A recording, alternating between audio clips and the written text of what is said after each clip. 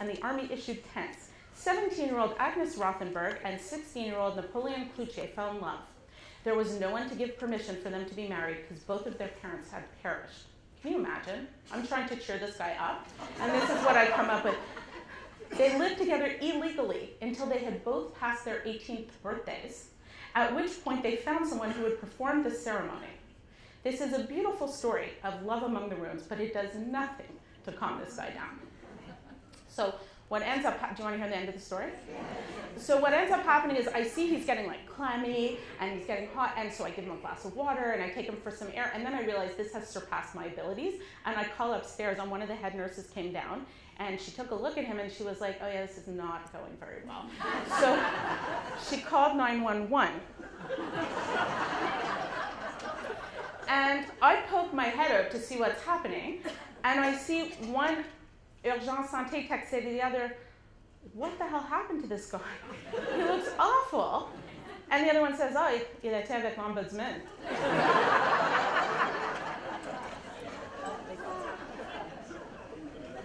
True story. Now, I don't remember, was it he said it to her, she said it to him, but it's a true story. So at that point, I'm thinking there is a market in teaching people how to complain calmly and effectively so that we are not all in stretchers leaving institutions. Do you agree?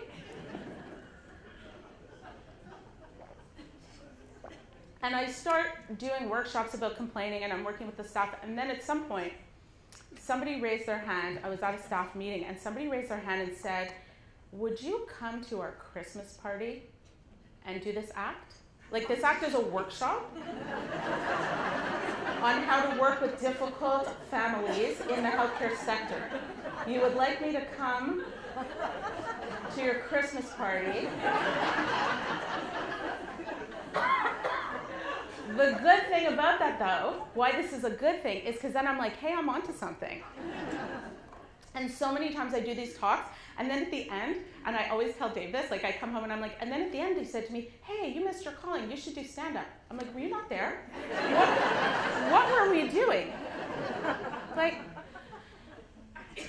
I realized at that point, so the first thing I did is I called the West Island Times, cold called them and said, hey, I want to write a column called Ask the Ombudsman, what do you think? And they said, sure. That's how I became a writer. Like, I wish I had more to tell you. But I was like, wow, that really was not as stressful as everyone said it would be. And I started writing this column. A couple of the examples, well, there's one that's in the book. The ski jacket one is from that, about how to get your ski jacket fixed without a receipt. And that comes from those days. And then my uncle, and as my sister said, this is not a crying event, so let's just gloss over this quickly. My great uncle, who, like, I miss desperately, like I said, no crying, said, if you have a lot to say, like you seem to have so much to say, why don't you write a book? And I was like, oh yeah, I can write a book. So I wrote a book, and I knew so little about writing books, I don't even think I read it over. Like, I printed it out and I gave it to him, and I was like, okay, so here's my book, and he gave it to me. And then I had 2,500 books sitting in my garage. And I'm like, oh, that was smart. So I get on the phone and I start booking myself, like interviews and publicity. And I was very lucky. This is a fantastic problem to have. But everyone wanted the book and I had no distribution. So I'm carrying the book in my purse. And I swear to God, it was like at the IGA, people were like, are you eating fish? You wrote that little purple book, can I? And I was like, yeah, just a minute. And I'm unzipping my purse. I order my groceries online now. You do it. So I said I'm never doing that again. So this is continuing. I take a few writing classes, and I ended up going to a writing conference that changed my life. So the writing conference, and I talk about it so much, and it's called Hippo Camp, that my friend Stephanie gave me a gift bag with a purple hippo on it. Shout out to Steph, because I talk about Hippo Camp all the time. So this is a creative nonfiction conference. It's in Lancaster, Pennsylvania, which is pronounced Lancaster. So don't show your Canadian colors by calling it Lancaster. It would be very good. So I'm at this writing conference, and what I didn't know is that this was the year that we went was the first year they decided to do it. I didn't know that. So when I got there, there was a call for bloggers about the conference, and everybody was very warm and excited, and everyone had been reading this Hippocampus magazine for years. And I walked in so cold, and it was really an example of how my naivete really worked in my favor. And just to give you an example of how warm the atmosphere is, I'm just going to read you a little excerpt from the book about a friend that I met at the conference. I'm at my favorite writing conference called Hippocamp in Lancaster, Pennsylvania. And this time, I sit down next to a woman who is knitting a pale blue baby blanket. I tell her how much I love knitting, but I can't knit and take notes at the same time. She says knitting helps her listen to the presentations. Who agrees with that? Are there any knitters here? Does knitting help you listen? I agree with that. We chat on a bit more. She works in education administration. I work in education administration. We both write nonfiction. Her daughter plays basketball, and she always knits at games. My daughter plays basketball too, and I always knit at games. Well, she says, my daughter's black, and she plays on an all-white team. I knit because that way I don't embarrass her by calling out. I'm like, that can't be possible. My daughter's white, and she plays on an almost all-black team.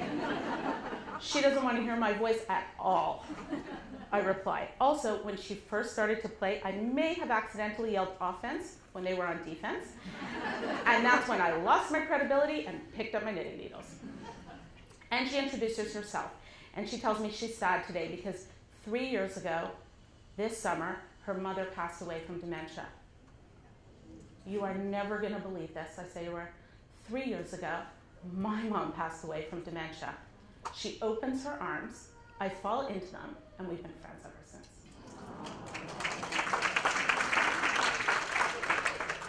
And this is, I mean, I can't have a favorite chapter because they're all so good. Here's the book. But this chapter was very touchy to write because Angie's black, and so the story was that she told me the story. Oh, this is also funny. I wasn't going to mention this, but it's kind of, we have time. We're all here. You have nowhere to be.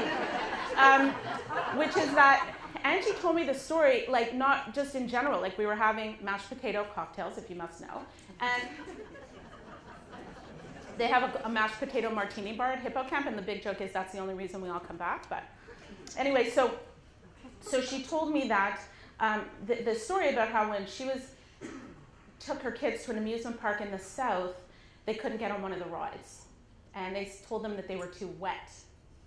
And she said, but you have water rides in your amusement park. And so we talked about that, and she ended up, I don't want to tell you how, because you'll find out, but she ended up resolving the complaint, and it ended up working out in her favor. So I said to her, oh, that's fantastic. Can I use that story for my book? So she thought, for my imaginary book, like we're all at this conference, and we're all like writing books. She didn't realize I was actually writing a book that was actual. So before I sent the book to the publisher, because this is touchy, right? Like I'm white and it's about being black in the South, I sent it to her to say, like, do you mind reading this? And let me know what you think. And she wrote me back saying, you're writing a book? I'm like, what? I said, like, again with the where were you? Like I said, can I put this in my book? And she's like, I didn't understand that we were actually talking about an actual book. It's funny, eh? So these are my laughers. You're nice people. But I'm really looking this way for the laughs, I have to be honest with you. So I like this chapter because I like to be able to include something about race and gender and all these political issues that are hotbeds, but it's an actual true story brought to me by an actual friend. So it's actually very meaningful to me. And so how this book came to be. So at this same conference, this first year, I have my purple book, and I'm chatting with everybody. This may be hard for you to imagine. Try and imagine. But I'm chatting with everybody, just blah, blah, blahing around. And I'm talking to this one woman about how I just bought shoes for $5 at this store called Rainbow. Has anyone ever been to Rainbow? Yes, the women have face tattoos at Rainbow. Like, I have no business there. I would be a great grandmother. Right? This story is really like, but it's so cheap. So I bought these shoes for $5, and I'm telling this woman about it, and then she goes, oh, can you watch my stuff? I'm on this panel. I'm like, why is she on this panel? This is for agents. Oh, this is for agents. So I start frantically rifling through everything to figure out who is this woman, and she's like a New York City agent that I just said I bought shoes at Rainbow. And by the way, and then, so I'm like, oh, well, I kind of like her. So after it's, hey, come on in. So after it's over, there are seats here. This is the laughing section, though I have to warn you. If you're more quiet, you might be more comfortable over here. You're such a good audience. Thank you for coming to my book launch. Doesn't mean it's over, though. I'm not done. So Veronica finishes talking, and she told the story this summer, and in her version of the story, and I'm not going to be mic'd for this, but I have to tell you, in her version of the story, I marched up to her like, you have to read my book. Okay, that's not my version of the story. My version of the story is I very politely said, excuse me, hi, we were sitting together before I wrote this book, did you? So I'm going to say the truth is probably somewhere in the middle. And they also had an open mic night, and so, which is my lucky day. When there's an open mic night, I'm sitting very pretty because most writers are extremely shy and quiet. Again, I don't fit that mold. I'm telling you this in complete confidence because I know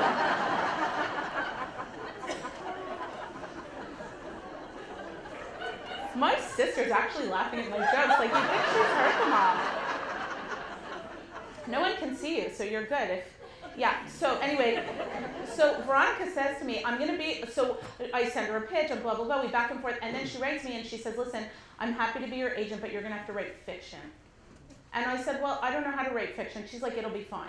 So I wrote a novel about a very shy, quiet woman who gets a job, and my rabbi's in the room, but I trust him to look away, who gets a job at the complaint department at a sex toy company. And the book is really funny, but it's terrible, okay? So she's trying to pitch it, and no one's buying it, and it's really, really funny, but they're like funny scenes, right? But they have no commonality at all. And